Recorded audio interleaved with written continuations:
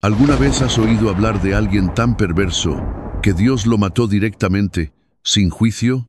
Hoy vamos a explorar la historia fascinante e impactante de el primogénito de Judá. Aunque su vida es mencionada brevemente en Génesis, lleva enseñanzas profundas sobre privilegio, responsabilidad espiritual y el plan divino. Prepárate para un viaje lleno de giros y revelaciones sorprendentes. Quédate con nosotros hasta el final para entender cómo Dios usa incluso situaciones escandalosas para cumplir sus propósitos. El primogénito de Judá, era tan malo que Dios lo mató directamente.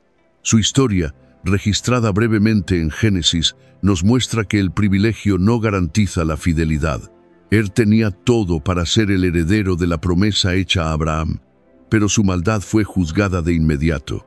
Pero, ¿qué hizo exactamente para merecer tal castigo? Para entender la historia de necesitamos mirar su linaje.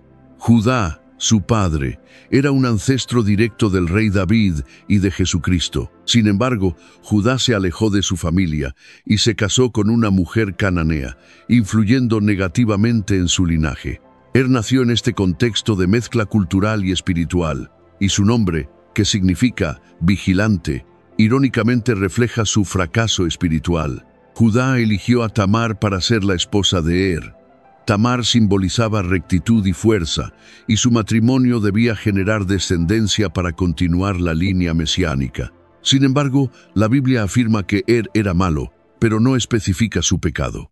Las tradiciones judías sugieren que se negaba a dejar embarazada a Tamar por vanidad o egoísmo, mientras que otros creen que introdujo idolatría o abusó de Tamar. La muerte de dejó un vacío en la línea de Judá y entra en escena la costumbre del levirato. El hermano del fallecido se casa con la viuda. Onán, hermano de se casa con Tamar, pero evita tener hijos con ella para preservar su herencia.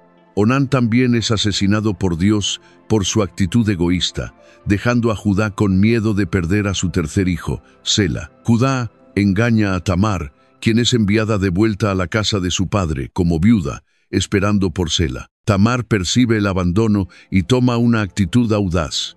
Disfrazada de prostituta cultual, engaña a Judá y queda embarazada de él, exigiendo como prenda el sello, el cordón y el cayado de Judá.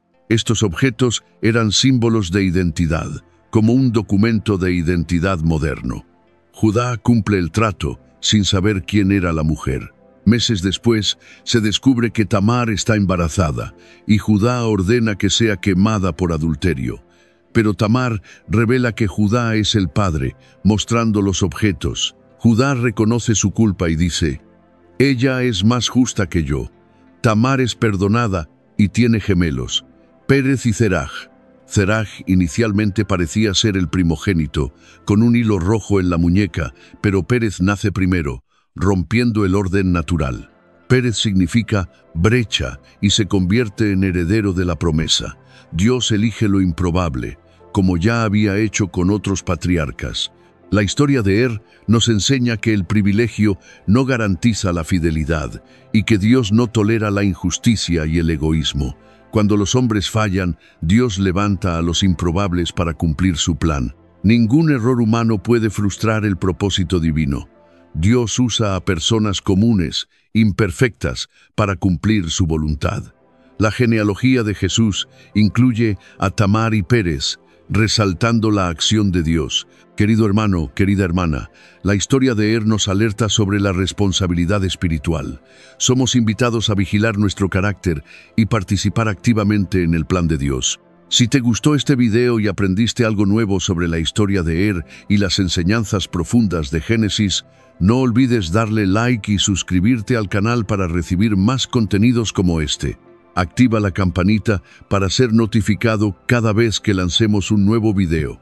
Deja que estas enseñanzas transformen tu vida y comparte este poderoso mensaje con tus amigos y familiares.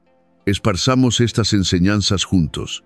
Deja también tu comentario abajo diciendo qué te pareció y qué otras historias bíblicas te gustaría ver por aquí.